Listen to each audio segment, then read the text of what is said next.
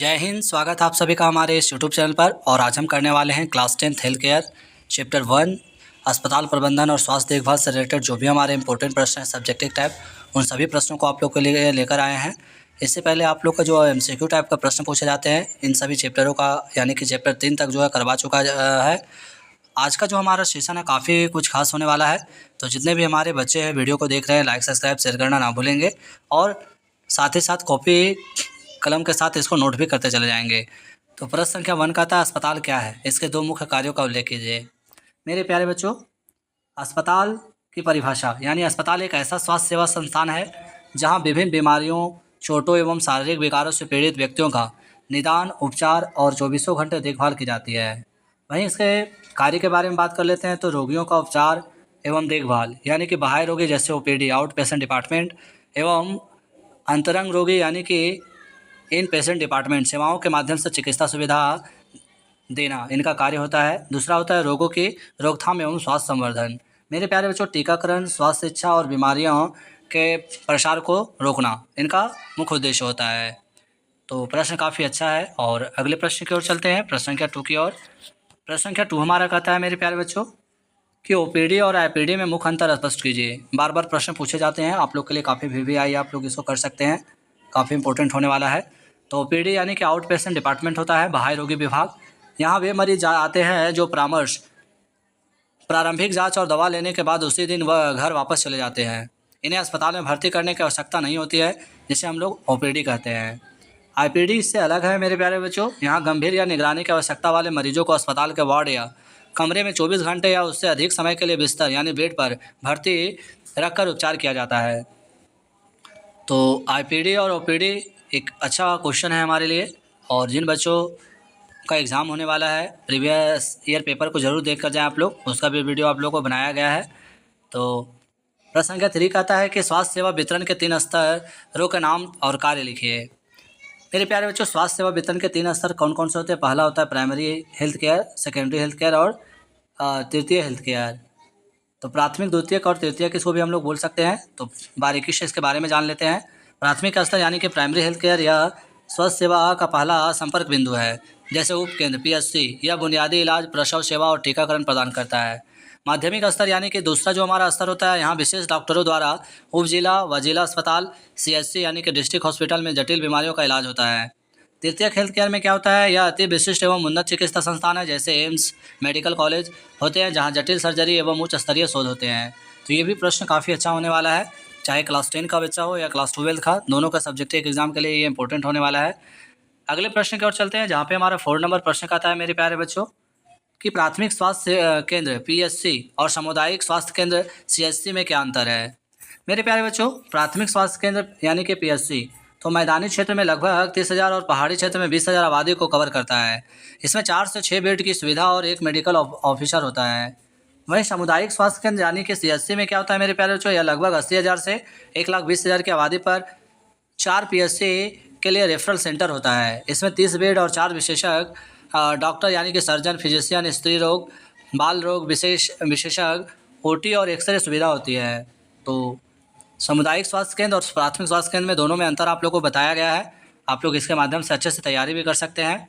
अगले प्रश्न हमारा क्या कहता है, 5 नंबर प्रश्न की ओर पहुँच चुके हैं, जहाँ पे हमारा प्रश्न कहता है कि अस्पताल में जीडीए यानी जनरल ड्यूटी असिस्टेंट की क्या भूमिका होती है।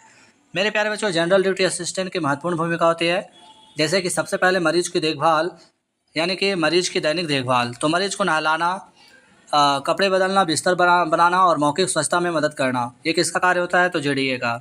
दूसरा, पोषण व खान पान, समय पर भोजन और दवा लेने में सहायता करना। तीसरा, स्थानांतरण, मरीज को व्हीलचेयर या स्ट्रेचर के माध्यम से विभिन्न विभागों जैसे लैब, एक्सरे तक सुरक्षित ले जाना। चौथा है महत्वपूर्ण सूचना, यानी कि मरीज की स्थिति में कोई असामान्य बदलाव दिखने पर तुरंत ड्यूटी या नर्स या डॉक्टर को बताना। तो इस तरह से एक अस्पतालीय विभाग में जीडीए की अहम भूमिका होती है। अगले प्रश्न की ओर चलते हैं। 6 नंबर प्रश्न का था बायोमेडिकल कचरा प्रबंधन बीएमडब्ल्यू मैनेजमेंट के रंग कोडिंग कलर कोडिंग प्रणाली को समझाइए। एक काफ़ी इंपॉर्टेंट प्रश्न है, इसको भी आप लोग वीवीआई लगा सकते हैं और एमसीक्यू टाइप के प्रश्न में भी यानी कि ऑब्जेक्टिव प्रश्न में भी आप लोग को पूछे जाते हैं। तो अस्पताल के कचरे को 4 प्रमुख रंगों के डिब्बों में अलग अलग छांटा जाता है, जिसमें से पहला जो डब्बा होता है डस्टबिन होता है, पीला बैग यानी कि येलो। इसमें क्या रखा जाता है, तो संक्रमित जैव कचरा, मानव अंग उत्तक, रुई, गौज, रक्त से सनी पट्टियाँ और एक्सपायर दवाइयाँ आते हैं। वहीं दूसरा जो होता है लाल बैग यानी कि रेड संक्रमित प्लास्टिक कचरा जैसे सिरिंज, बिना सुई के कैथेटर, आईवी बोतलें और ट्यूब दस्ताने। वहीं तीसरा है नीला डस्टबिन यानी कि ब्लू, तो टूटी टूटी व पूरे कांच के शीशियाँ, दवा के एम्पूल और धातु के इम्प्लांट इसमें रखा जाता है। वहीं सफ़ेद पारदर्शी कंटेनर में क्या रखा जाता है, तो सुई, सर्जिकल ब्लेड और नुकीले धातु के कचरे रखे जाते हैं। तो ये प्रश्न भी आप लोग के लिए इंपॉर्टेंट होने वाला है, तो आप लोग जितना ज़्यादा हो सके मेहनत करते रहें और चैनल पर नए हैं तो वीडियो को लाइक, सब्सक्राइब, शेयर करना ना भूलेंगे। अगले प्रश्न की ओर हम लोग पहुँच चुके हैं, जहाँ पे हमारा 7 नंबर प्रश्न है। 7 नंबर प्रश्न कहता है कि नोसोकोमियल संक्रमण क्या है, इससे बचाव के उपाय लिखिए। मेरे प्यारे बच्चों, सबसे पहले नोसोकोमियल संक्रमण का परिभाषा आप लोग को बता देते हैं। अस्पताल में भर्ती होने के 48 घंटे या उसके बाद मरीज को अस्पताल के वातावरण से अलग लगने वाले नए संक्रमण को नोसोकोमिकल या फिर नोसोकोमियल संक्रमण कहते हैं। वहीं बचाव का इसका प्रमुख उपाय है, जैसे कि मरीज को छूने से पहले और बाद में साबुन या सैनिटाइज यानी कि हाथ धोना, व्यक्तिगत सुरक्षा उपकरण यानी कि पीपीई जैसे ग्लव्स, मास्क का अनिवार्य प्रयोग करना। और अगला है अस्पताल के उपकरणों का नियमित स्टेरिलाइजेशन यानी कि रोगाणुनाशन करना, तो इससे बचाव किया जा सकता है। नोसोकोमियल एग्जाम में पूछा गया था और इस बार भी पूछे जाने की संभावना हो सकती है, तो आप लोग तैयारी करते रहें। अगले प्रश्न 8 नंबर प्रश्न कहता है कि अस्पताल के किन्हीं 3 सहायक विभागों के नाम और उसके कार्य बताइए। मेरे प्यारे बच्चों, अस्पताल के 3 सहायक विभाग में सबसे पहला जो आता है फार्मेसी विभाग। फार्मेसी में क्या होता है, डॉक्टर द्वारा लिखी गई दवाइयों को सुरक्षित भंडारण, जांच और मरीजों में वितरण करना। दूसरा है CSSD यानी केंद्रीय स्टेराइल सप्लाई विभाग, यानी ऑपरेशन थिएटर और वार्डों के सभी सर्जिकल उपकरणों को ऑटोक्लेव द्वारा पूरी तरह रोगमुक्त या फिर रोगाणुमुक्त करना। तीसरा है आहार विभाग। आहार विभाग मेरे प्यारे बच्चों, जहाँ पे भर्ती मरीजों की बीमारी जैसे डायबिटीज, उच्च रक्तचाप के अनुसार पौष्टिक और संतुलित भोजन तैयार करना।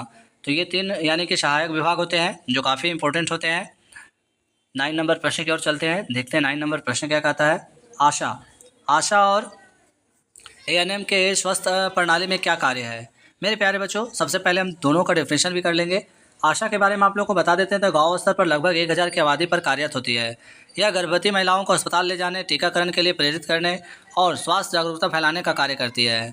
वहीं ANM का कार्य क्या होता है, उपकेंद्र यानी कि सब सेंटर स्तर पर पदस्थापित होती है। यह सुरक्षित प्रसव कराने, बच्चों का टीकाकरण करने और प्राथमिक दवाइयाँ वितरण करने का कार्य करती है। तो ANM और आशा में आप लोग अंतर देख लिए हैं। और इस तरह से अब हम आखिरी प्रश्न की ओर भी पहुंच चुके हैं। तो जिन बच्चों ने वीडियो को अभी तक लाइक, सब्सक्राइब, शेयर नहीं किए होंगे, वीडियो को शेयर कर दें। ये चैप्टर क्लास 10 का अस्पताल प्रबंधन और स्वास्थ्य देखभाल है। इससे जो भी हमारा इंपॉर्टेंट प्रश्न बने थे उन प्रश्नों को लेकर आए थे। चलिए शुरू करते हैं, जिसमें से प्रश्न कहता है कि ट्राइएज प्रणाली क्या है और अस्पतालीय विभाग में इसका क्या महत्व है। मेरे प्यारे बच्चों, ट्राइएज का अर्थ होता है आपातकालीन यानी कि इमरजेंसी। विभाग में एक साथ कई मरीजों आने पर उनकी बीमारी या चोट की गंभीरता के आधार पर प्राथमिक उपचार की प्राथमिकता तय करने की प्रक्रिया को ट्राइएज कहते हैं।